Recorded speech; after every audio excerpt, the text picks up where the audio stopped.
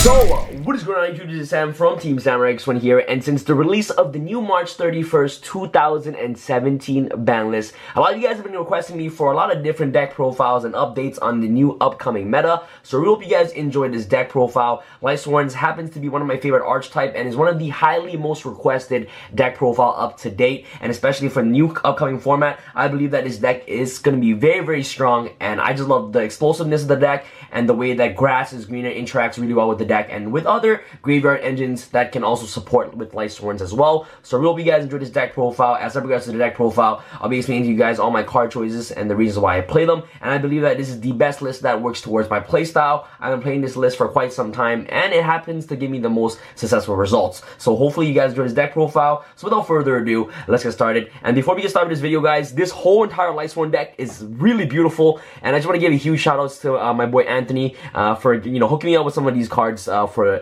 this amazing profile, and shout outs to Brandon for being a troll. Alright guys, this is so without further ado, let's get started with the deck profile. Some of the monsters real quick, guys. Let's go out with the monsters. We are playing a heavy bit of monsters in the deck. So started with the LIGHTSWORN engine. Okay guys, this is a LIGHTSWORN deck. Play triple Judgment Dragon. Judgment Dragon is very self-explanatory in your deck. You guys know what Judgment Dragon does. When he's summoned, pay 1,000 life points, destroy all cards on the field except for himself, and he basically becomes a 3,000 body on the board, which is really amazing. Next off, you want to play triple Raiden, your best normal summon monster of the deck, being able to just mill 2 cards during your main phase and milling 2 cards during the end phase, giving us a total of 4 cards milling to the graveyard for the first turn. This card is really awesome, and it's also a tuner which helps you make Omega plays. Best sack monster of the deck, triple wolf, has a lot of interaction with grass and cards like charge, and it's also 2100 beater on board, which also gives you another access to rank 4 plays and also level 8 single plays if you have a Raiden on the board. It's triple Lumina, the LIGHTSWORN summoner. Card's really amazing. You must play triple copies of this card. She's able to just add a lot of pressure on the board as well. Being able to ditch Snow from your hands to the graveyard to provide back Raiden to mill 2 cards and potentially make Michael is really awesome as well. So Lumina is really good. She's basically one of your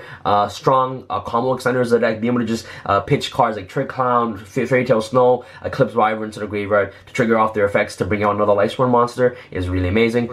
Another luck sack factor is definitely Fleece LIGHTSWORN Archer. It has the same effect as Wolf, but it can only be milled using a monster effect. So if you mill this card off cards like Minerva or cards like Lumina or basically any of your LIGHTSWORN monsters, Felice will be able to bring out herself, which is really amazing. You can also tribute her to destroy 1 monster on the field, and also she gets to mill 3 cards if you use that effect. Now off to our 1-off LIGHTSWORN, you want to play a 1 Lila LIGHTSWORN Sorcerer, and last but not least, you want to play a 1 Minerva LIGHTSWORN Maiden. That's pretty much it for the LIGHTSWORN engine, guys, and this LIGHTSWORN engine is pretty solid. If you guys want to add cards like Garoth, Jane and things like that, you guys can go ahead and add it, but I believe that, with these amount of names, and since you're playing grass with 60 card deck, I believe that you're actually going to see 4 of these monsters in the graveyard either way for Judgment Dragon. Oh, and you also got charge of the Light Brigade as well to basically send more names to the graveyard. Hopefully send more names to the graveyard. Let's go off to our other supporting engines that work really, really well with grass and the milling aspect of LIGHTSWORNs. Play triple Fairy Tail Snow. This card is absurd. This card is broken. I don't know why she still has 3 in this format. Really phenomenal. Next, I'm going to play triple Mizuki, double Solitaire, and double Unizombie. I love this engine. The reason why I love playing zombies in LIGHTSWORN is because they interact really, really well with each other, because zombies utilize themselves the most when they are in the graveyard. So the way that they are sent to the graveyard is off LIGHTSWORN effects or grass, and once Mizuki is in the grave, is just absolutely phenomenal. You can actually make tons of rank 4 plays, and Mizuki is one of the greatest combo extenders in the deck, and being able to just banish Mizuki, special summon like Shiryu Solitaire, summon level 4 monster, make Minerva and things like that, is just really, really powerful. And first turn Shiryu Solitaire helps you make the first turn Omega, and Unizombie is really good as well. Helps ditch Mizuki directly from the deck to the graveyard, and also helps ditch cards like Snow or any of your LIGHTSWORN monsters in your hand to the graveyard, so that way that you can feed your grade for Judgment Dragon and things like that. So these cards work really, really well with grass, which is really amazing.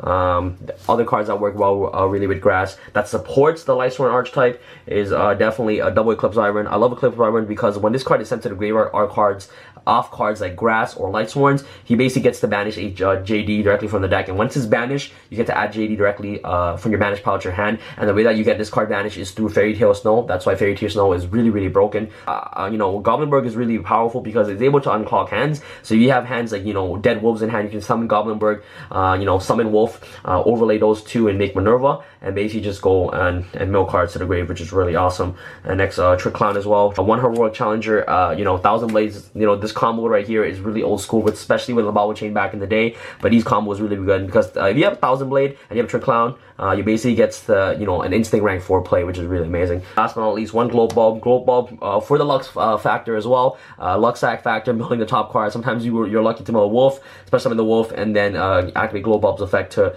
special summon itself. Normal summon another level 4 monster, make a you know, a Trish, and also Globe Bulb and Mizuki can also make you an Tree Beast. And last but not least, you want to play the one Gem Knight Garnet. Let's go off to your spells real quick. For spells, triple solar recharge, really amazing. Guys, I know what solar recharge does. Double charge of Light Brigade, really powerful. Mills 3 cards, search a LIGHTSWORN monster. Now off to your grass engine, definitely triple left from offering, and triple with that grass looks greener.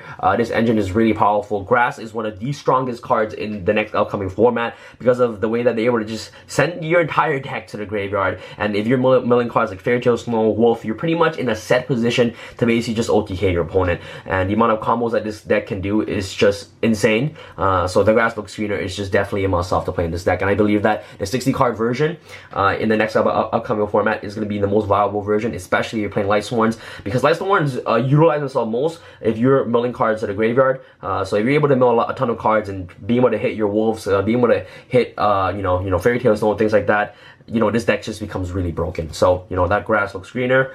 Triple Pot Desires. The reason why Desires are so good in this version is because you're able to just recycle back your banished cards off Omega, which is really amazing. Next up, Triple Brilliant Fusion for the, you know, the Gem Knight Seraphonite play. If you want to open up Brilliant Fusion, you're able to just plus so much because you're able to send Wolf to the graveyard, Trick Clown to the graveyard, Fairy Tail Snow in the graveyard, and those card effects will just trigger. And then, you know, the additional normal summon is just absolutely insane. Triple Instant Fusion, really amazing. You want to see this card as quickly as possible. Helps you access Norden, and Norden is just really broken. Double Twin Twister helps you ditch cards, you know, like dead cards in your hand, such as Wolves, also Fairy Tail Snow, also Eclipse Labyrinth to the graveyard if you have it in your hand to trigger out their effects, which is really nice. Twin Twister helps clear back row, and Paleozoic is one of the most popular decks right now, so definitely Twin Twister just works really, really well against that matchup. Now let's go off for a 1-outs, 1 Regeki, helps clear boards. Zodiac's still going to be a deck, so getting that rid of the entire board right away is just really amazing. 1 Foolish Burial. And last but not least, 1 Soul Charge. If you activate Soul Charge in LIGHTSWORNs, you're pretty much going to win the game. Soul Charge is just really, really amazing. So that's pretty much it for a spell. Side deck is always up to personal preference, but I'd like to showcase you guys on what you guys can play within the next upcoming format. Let's go over the side. So double Denko Saga for Paleozoics. Paleozoic is going to be one of the most prevalent decks in the next upcoming format. So definitely Denko Saga. Might even want to bump this card up to 3. Triple Cosmic Cyclone. The only thing that this deck loses to is Floodgates. So you guys can either play Mystical State Typhoon or Cosmic Cyclones. I like Cosmic Cyclones because it's just more versatile and it's able to hit you know, artifacts, which is really awesome. Double Forbidden Chalice, really good. Helps it good against a mirror match, and also is really good against Fairy Tail Snow, and also very good against you know, Zodiacs as well.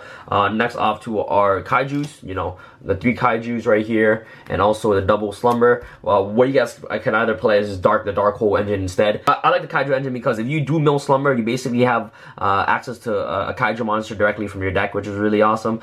And last but not least, I do play double Enemy Controller. Okay, guys, and this is a 14 card extra deck, side deck right here. You guys can just put in the 3rd Dark Hole. Where's my Dark Hole? Okay, I cannot find my Dark Hole at the moment, but this is 14. 1, 2, 3, 4, 5, 6, 7, 8, 9, 10, 12, 13, 14. Yes, you guys are just playing Dark Hole instead to add in as a 15 card side deck. Anyway, guys, Enemy Controller is one of my favorite cards in the side deck aside from Denko Sega. The interaction with Enemy Controller is just absolutely insane, especially with Fairy Tail Snow. Okay, so what you would do, okay, so let's say you're playing against Paleozoics and you do and you have what's it called, Fairy Tail Snow on the field, and you have an Enemy Controller, or let's say you're playing against Zodiacs, okay? So they summon the rat, okay? What you can do at this point is you can activate Enemy Controller, tribute off Fairy Tail Snow to take control of that rat, okay? And then you're gonna activate Fairy Tail Snow in the graveyard to banish 7 cards. So you're gonna banish their rat that's on the field and 6 other cards in your graveyard. That's insane.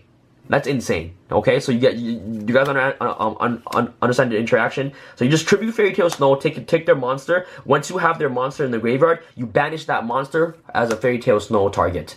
That's phenomenal, and that's why I love Enemy Controller so much, because of the interaction that it has with Fairy Tail Snow. It's just so good. So that's pretty much it for your side deck, guys. Let's go out to the extra deck real quick. For the extra deck, let's start with the fusions. So, you know, 1 Seraphonite, 1 Elder, Elder Entity Norden. Let's go off to our synchros. For our synchros, let's go off to the 1 Tree Beast right here. really good. You can easily make it with Glow Bulb. One Michael, I believe that Michael is just really good. You know, spot removal as well, and also helps to mill 4 cards to the graveyard during the end phase is really awesome. Double Side Frame Lord Omega, really good. Being able to just, you know, recycle back banish cards every of your opponent's standby phase is just really amazing. This card just basically helps you get back all your resources from the banish of the Snows effect. So Lord Omega is just really amazing.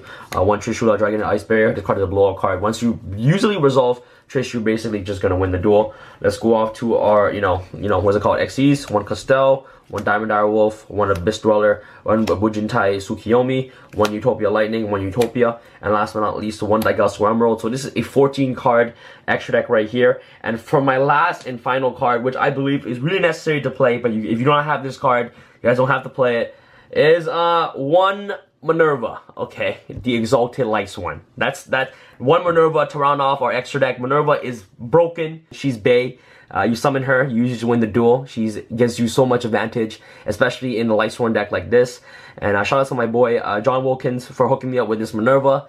This is really beautiful. I still never took it out of the case because I don't want to, and it's really precious. So yeah, it's still gonna remain the case. So yeah, that's pretty much it. Alright guys, so this is pretty much it for this deck profile, guys. Let me know what you guys think about this deck in the comment section below. If you guys enjoyed this deck profile, make sure you guys smash that 500+ like button. If you guys get this video 500+ likes, I will be doing a budget version of this deck, okay? If you guys, by the way, if you guys cannot, you know, afford the Minerva, you guys can definitely go ahead and play Dante instead, because you can easily make Dante with double Lumina, and then you can just basically send cards to the graveyard. It's essentially the same thing as Minerva, but Minerva is just a lot, like, it's just a lot faster, especially pure LIGHTSWORN decks like this, because you're more than likely going to be milling LIGHTSWORNs, triggering off, you know, cards like Felice Wolf, and then just drawing cards off her effect, which is really awesome. Alright guys, thank you guys so much for watching this video. Make sure you guys smash the thumbs up button, and shout out goes to my boy, you know, John Wilkins, for hooking me up with this Minerva, and also my boy Anthony for hooking me up with this, you know, beautiful LIGHTSWORN deck. Okay, thank you guys so much for watching. This is Sam from TeamSamuraiX1 signing out. Alright guys, peace.